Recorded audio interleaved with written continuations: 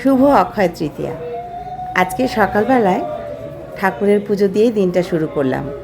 আমাদের ডক্টর চেম্বারে ছোট্ট করে একটুখানি লক্ষ্মী গণেশ পুজো হয়েছিল, তো সকালবেলা উঠে সেখানে গিয়ে এই যে একটু সাজিয়ে টাজিয়ে পুজো করে নিয়েছি। এইবার ঘরে গিয়ে রান্নাবান্না শুরু করব।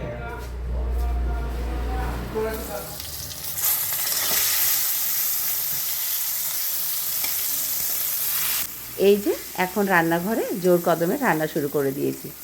পটলগুলো একটু ভেজে নিচ্ছি, আর তার সঙ্গে একটু কাঁকরোলও ভেজেছি ডালের সঙ্গে খাওয়ার জন্য। অন্য কোনো তরকারি আজকে আর করিনি। সকালের ব্রেকফাস্টটাও কিনে আনা হয়েছে, যেহেতু সকাল থেকে একটু পুজোয় ব্যস্ত ছিলাম।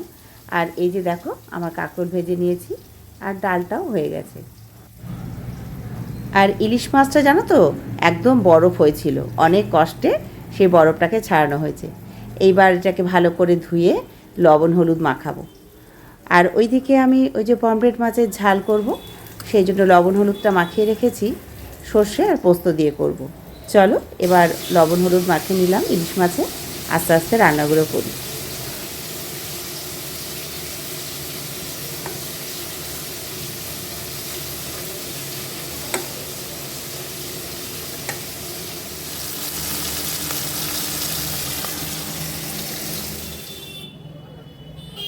আমাদের বাড়ির নিচে একটা সোনার দোকান আছে, তোমাদের বলেছিলাম। সেখানে প্রচণ্ড ভিড় হয়। এই দেখো ওপর থেকে দেখি যে কী লাইন, আর এত লোকের আওয়াজ হইচই, ওদিকে জ্যাম হয়ে যাচ্ছে, গাড়িগুলো যেতে পারছে না, মানে অস্থির লাগছে ঘরের মধ্যে, জানো তো। তাই ঐশ্বর্যকে বললাম চল নিচে যাই, একটু দেখে টেখে তারপর গঙ্গার ধারে গিয়ে একটু বসে থাকবো।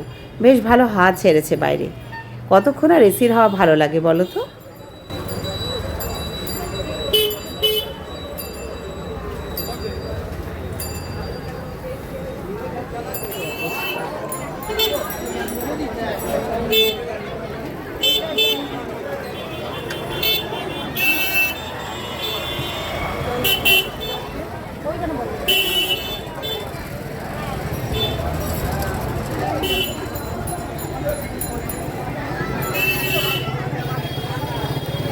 কি অবস্থা দেখ,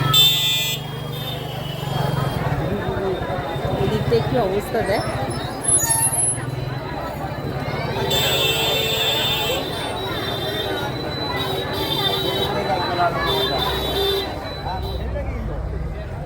চলে এলাম গঙ্গার ঘাটে। কি ভালো যে লাগে এই জায়গাটা, আমার কি বলবো।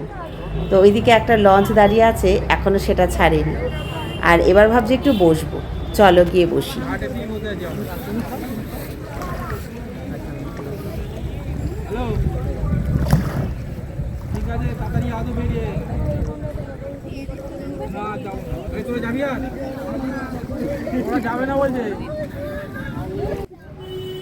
গঙ্গায় জোয়ার ছিল জানো তো, আস্তে আস্তে নেমে যাচ্ছে জলটা।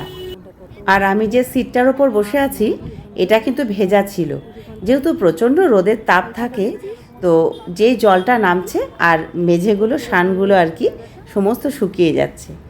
আর যেহেতু অনেকটা কাছে এসে বসেছি জলের যে হালকা ঝাপটাটা আমার কিন্তু গায়ে এসে লাগছে।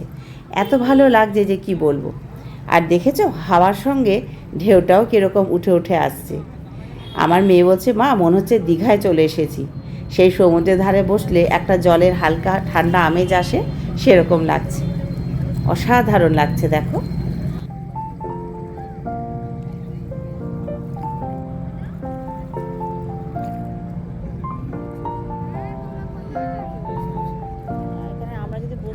এত ইচ্ছে করছে লঞ্চটাকে দেখে, মনে হচ্ছে উঠে পড়ি, ওপার থেকে একবার ঘুরে আসি।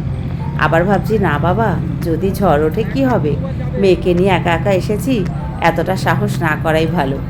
আর এখন তো অনেকটাই রাত হয়ে গেছে, প্রায় 9:30 বাজে। সেই জন্য আর ওদিকে গেলাম না, বসে বসে একটুখানি জলটাকে উপভোগ করলাম। তো যাই হোক এবার উঠবো, কারণ মাঝে মাঝে বিদ্যুৎ চমকাচ্ছে আর বেশ জোরে একটা হাওয়াও ছাড়ছে। ভয়ও করছে যদি হঠাৎ করে ঝড় উঠে যায়, কোনো টোটো না পেলে অসুবিধা হয়ে যাবে। তো চলো এবার আস্তে আস্তে উঠে বাড়ির দিকে যাই।